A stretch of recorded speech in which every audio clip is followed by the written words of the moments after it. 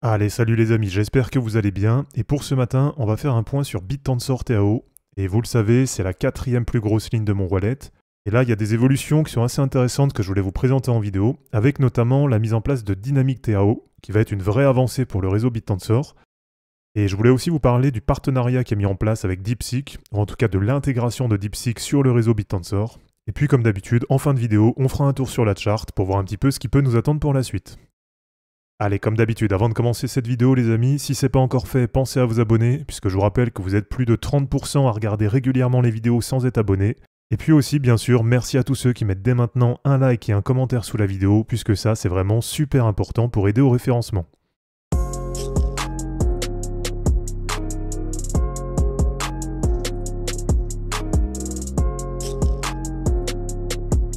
Alors, notre ami BitTensor TAO, quatrième plus grosse ligne de mon wallet, et 488 $ ce matin.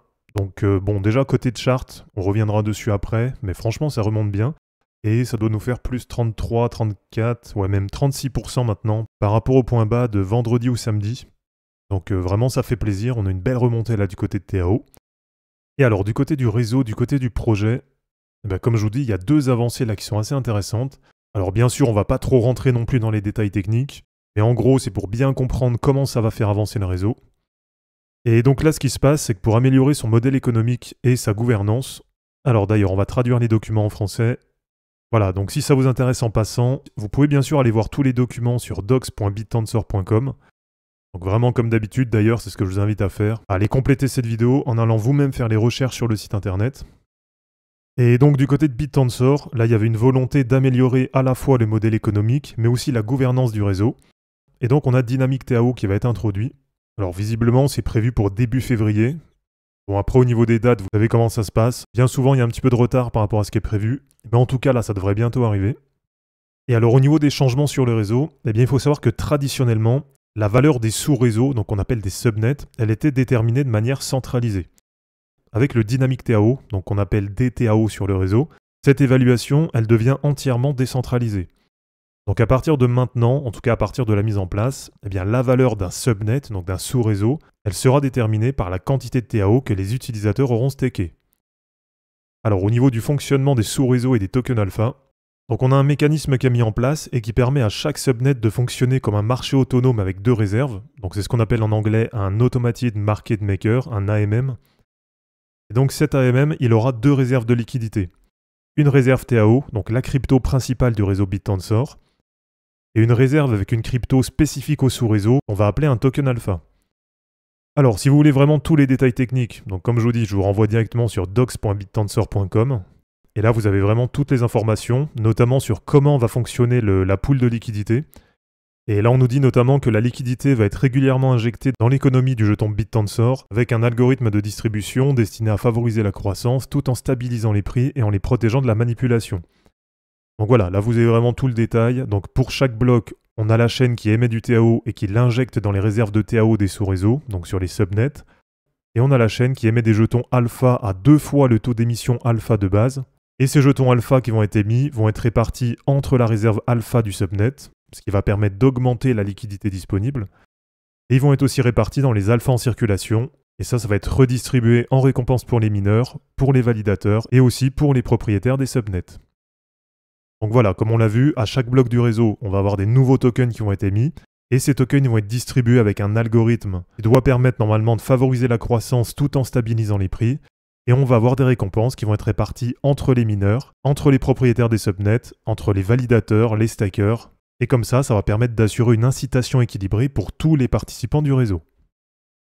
Alors, deuxième news, les amis, deuxième information. Là, vous pouvez aussi retrouver plusieurs articles qui en parlent. Et récemment, on a BitTensor qui a intégré DeepSeek. Alors, DeepSeek, si vous vous demandez ce que c'est, eh bien, je vous renvoie directement sur cette vidéo que j'ai fait avant-hier, où je vous présentais justement en détail DeepSeek, le chat GPT chinois dont on entend pas mal parler ces derniers jours. Et là, ce qui est intéressant, c'est qu'on a justement BitTensor TAO qui a intégré DeepSeek sur son réseau, avec l'objectif de renforcer le réseau décentralisé en exploitant les avancées de DeepSeek version V3. Et voilà, comme je vous dis, il y a quand même pas mal d'articles qui en parlent. Et visiblement, c'est quand même bien pris par l'écosystème. Et du coup, ce qui est intéressant, déjà, c'est que ça permet de parler de BitTensor TAO. Puisque forcément, comme il y a une énorme hype autour de DeepSeek actuellement, en même temps, ça permet de faire connaître BitTensor TAO. Et puis sinon du côté du réseau, ça va quand même permettre de combiner les forces du réseau BitTensor et du réseau DeepSeek. Donc avec l'objectif bien sûr du côté de BitTensor TAO de créer un écosystème IA qui soit plus équitable, plus décentralisé, et qui favorise en même temps l'innovation et l'efficacité avec l'intégration du modèle de DeepSeek V3. Alors du côté de la charte, comme je vous dis, là c'est quand même plutôt pas mal, ça remonte plutôt bien ces derniers jours, et on est quand même toujours pour l'instant coincé dans ce canal descendant là sur TAO. On est revenu chercher, donc ça je vous l'avais montré, le bas du canal. Donc là on avait un gros niveau support vers à peu près 360 $. Et en quelques jours, vous voyez, comme d'habitude, donc sur les cryptos qui sont solides, qui sont sur une bonne dynamique, généralement ça rebondit bien sur les gros niveaux support. Et donc en quelques jours, on retrouve déjà TAO sur le haut du canal descendant. Donc voilà, du côté de la chart, pour l'instant c'est sûr que c'est pas parfait. On va dire que ça deviendra vraiment parfait quand on aura le break de l'ATH, donc avec le passage des 740-750 $. Et alors déjà à court terme, donc en termes de remontée, comme on l'a vu, ça fait à peu près du plus 35% par rapport à vendredi dernier. Et alors si on reporte du coup la hauteur du canal au moment de la cassure, donc allez, si on prend en compte que la cassure haussière elle est possible là sur les prochains jours, puisque moi je vous rappelle que j'attends vraiment une envolée du marché sur la première quinzaine de février. Donc ça vous le savez, c'est ce que je vous partage régulièrement, qui est basé sur la prévision que j'ai tracée il y a un moment. Et alors si on a cette cassure par exemple sur la première quinzaine de février, allez on va mettre par exemple par là d'ici une dizaine de jours, et bien déjà à court terme, on peut avoir un objectif qui va être autour de 650 à 660 $. Bon forcément ce serait pas encore parfait, comme je vous dis l'objectif ça va vraiment être d'aller casser cet ancien ATH. Mais voilà, pour l'instant quand même ça me paraît plutôt pas mal. Enfin en tout cas de mon côté je reste assez positif dessus, et TAO ça reste toujours la 4e ligne de mon wallet, derrière Kaspa, Bitcoin et Ethereum. Et alors si on met la charte en hebdo, regardez c'est quand même plutôt pas mal. Enfin en tout cas pour moi on est très très loin de la catastrophe, on est loin du bear market sur les cryptos. Avec donc du côté de TAO la récupération là sur la semaine de la moyenne mobile 50 hebdo. Donc il va rester en résistance la moyenne mobile 20 hebdo. Sur Ishimoku, ça je vous l'ai partagé plusieurs fois. Alors on va mettre celui-là, voilà. Et pour l'instant, on a bien le nuage qui tient en support. Donc ça veut dire que sur TAO, pour l'instant, on reste bien en dynamique haussière, puisque pour le moment, on reste bien au-dessus du nuage. Et si je vous mets le Dynamic Rainbow 50, donc là forcément, comme on est sur une récupération de la MM50, bien sûr, on est très loin pour l'instant des premiers niveaux potentiels de prise de profit. Et donc une nouvelle fois, on est de retour dans la zone d'accumulation. Donc là, pour moi, sur TAO, tout ce qui va être entre à peu près 450 $, qui correspond à la moyenne mobile 50 hebdo, et les plus 20% de la moyenne mobile 50, donc ça fait à peu près 545 $. Et bien pour moi, là, dans toute cette zone, si vous croyez à TAO pour les prochains mois, vous avez une bonne opportunité pour vous replacer.